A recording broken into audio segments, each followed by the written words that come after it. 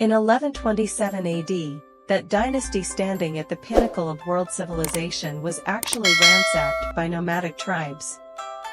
This is the Song dynasty, a miraculous era that invented gunpowder yet couldn't save itself. It was clearly a golden age, so why did it collapse suddenly and stage such a shocking reversal? While Europe was still copying books by hand to spread knowledge, Shing invented movable type printing in 1041, allowing knowledge to surge toward millions of people like a tide.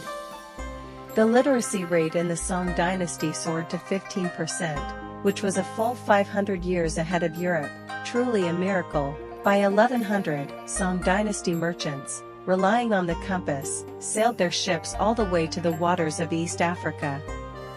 Their fleets controlled 60% of global trade.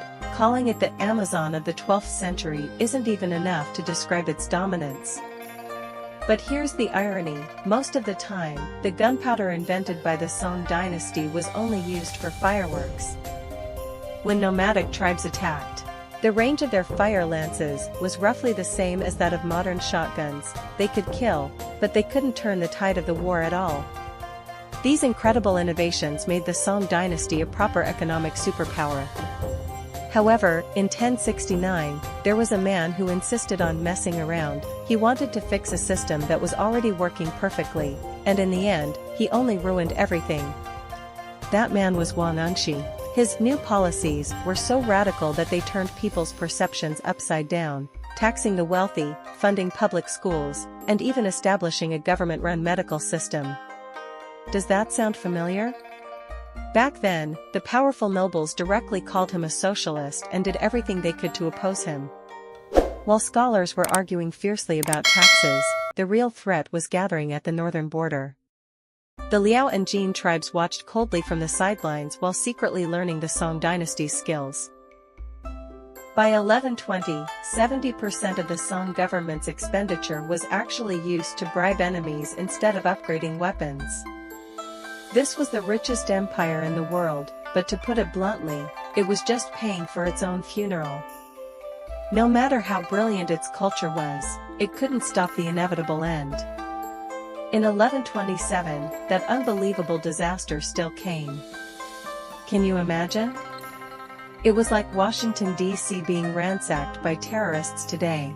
That's how terrifying the humiliation of Jingkong was. The emperor was captured, the libraries that housed countless classics were burned down, and 3,000 scholars were taken north as slaves to suffer. General Yu Fei, leading the Beiwei army, was almost able to turn the tide of the war, but in the end, politics prevailed. When Yu Fei was killed in 1142, this was far from just a murder. It was basically the Song dynasty's bureaucratic system committing suicide. The refugees who fled didn't just take their deep trauma with them, they brought printing, gunpowder, and mathematical knowledge to Europe. The compass Columbus used had its roots in the Song dynasty, Gutenberg's printing press. To put it plainly, it was just a modification of Shing's idea. So here's the question: was the Song dynasty a loser, or was it already ahead of its time?